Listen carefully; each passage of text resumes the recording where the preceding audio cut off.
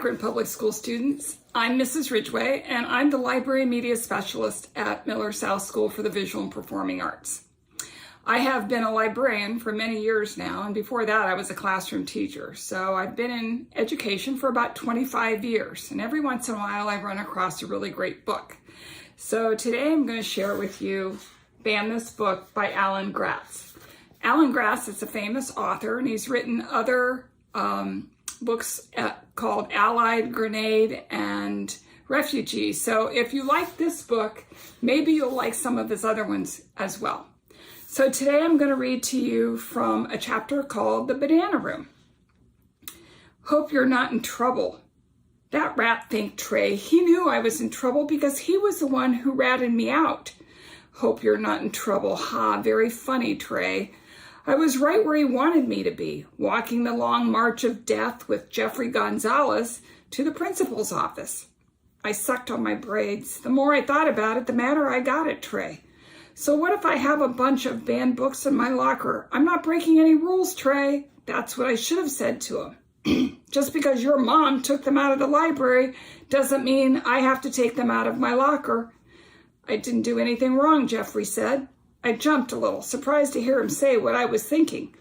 He clearly thought he was in big trouble, too. What he'd been called to the office for, I have no idea. Jeffrey was a small, round Mexican kid with short, spiky hair and Harry Potter glasses. He was quiet like me, but he was quiet because his brain was always somewhere else. The only time you could ever really get him talking was when you asked him about the science fiction movies he liked. In second grade, Lena Harvey had called him Space Cadet, and the nickname stuck. I can't have done anything wrong, Jeffrey said. At least I don't think so. Did you do anything? I guess not everybody had heard about the banned books locker library. If he had, he would have known exactly why I was being called to the office. We turned the corner of the fourth grade hall. The office was just a few steps away. As soon as I saw it, all my anger was gone. Rebecca's words came back to me then. Definitely suspended. I didn't want to get suspended. I couldn't get suspended. No kid had gotten suspended in the whole time I'd been at Shelbourne Elementary. Getting suspended was something that happened to only really bad kids. You know, the serious troublemakers. Kids who were going to grow up to become people who chained dogs up in their front yard and threw trash out their car window. Jeffrey and I went into the office. The secretary, Mrs. Perry, told Jeffrey that Principal Baniszewski would see him first and told me to sit and wait. Jeffrey swallowed, gave me a wish me luck glance, and went into the principal's office. The door closed behind him. I sat in one of the chairs outside Detective Baniszewski's office like a criminal, waiting to go into the interrogation room. But I wasn't a criminal. I never did anything to get in trouble. I never did anything, period. But that wasn't true, was it? I was here because I had done something. For some reason, I had decided to get as many of the books Mrs. Spencer had banned from the library and loan them out to as many people in my class as I could. Why had I done that? Why did I care? What did it matter if Mrs. Spencer banned those books? My parents would buy me whatever books I really wanted to read. I sucked on my braids and wondered what had gotten into me. This is why I kept quiet and never did anything. People who said and did whatever they were thinking got into trouble. Principal Baniszewski's door opened and she led Jeffrey out. He looked stunned, like someone had told him there really wasn't such a thing as aliens. I'm sure your grandmother was a terrific person, Jeffrey, Mrs. Baniszewski said, and I know you'll miss her very much. Go ahead and collect your things, and you can wait here until your parents come. Jeffrey nodded just barely and left the office without even looking at me.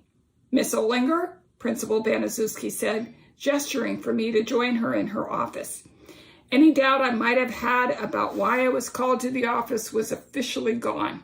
No adult ever called you by your last name unless you were in deep, deep trouble. I stepped through into Principal Baniszewski's office. I'd never been in there before. It was in a square little room with white cinder block walls and no windows. I thought there might be one of those big mirrors they have in interrogation rooms where people on the other side can see through. But the only things on the walls were lots of framed certificates and plaques with her name on them. pictures of her family, and bananas. Lots of bananas. Bananas everywhere. Banana paintings, bananas with arms and legs and faces, monkeys with bananas, banana hats, banana slippers, Banana Republic ads, a collection of those blue stickers that come on bananas, basically anything and everything that said or showed a banana on it. I guess kindergartners had been giving her banana stuff forever. Principal Baniszewski told me to sit and sat down behind her banana-decorated desk. Miss Olinger, we need to talk about your locker, she said. I'm so sorry. I didn't mean to do anything bad. I just hated it so much that Mrs. Spencer took away my favorite book. At first, all I was going to do was just read all the books she banned, but then I started collecting them and other people wanted to read them. It wasn't anybody's fault but mine, I swear. I'll take them home and never ever bring another one to school again. Just don't suspend me. That's what I wanted to say. But I was so scared. All I said was, my locker? Principal Baniszewski leaned forward. Yes, specifically the piece of paper you have taped to the outside of your locker. I blinked. The piece of paper? The one that says books banned at Shelbourne Elementary. The list of banned books I put on my locker? Why was she talking about that? The books inside were the big deal. I felt a little hiccup of hope. Was the list all this was about? Or did Mrs. Baniszewski know why I put that list on my locker? I stared at a grinning banana with sunglasses on her desk and hoped she didn't know about the stack of banned books inside my locker. First, Principal Baniszewski said, I don't like the word banned. Those books weren't banned from the library. They were removed from the library. What's the difference? I asked. I threw a hand over my mouth. Had I said that out loud? What was I thinking? Principal Baniszewski's voice got that you don't know anything tone adults get when they don't like being questioned. The difference, Mrs. Baniszewski said, is that in one case, books are banned arbitrarily. Do you know what arbitrarily means? For no good reason? In a way, yes. It can also mean based on just one person's opinion, not the opinion of others. In this case, the books weren't removed arbitrarily. They were inappropriate, and more than one person agreed that was true. A whole school board, in fact. So they were removed. But it was just one person, Mrs. Spencer, I wanted to say. She didn't like one book and she got the school board to ban it. Then she helped other people who didn't like other books do the same thing, when there might be lots more people out there who do like them. Or just don't care. But this time I didn't say anything. Blurting out an objection was one thing. Arguing with the principal was another.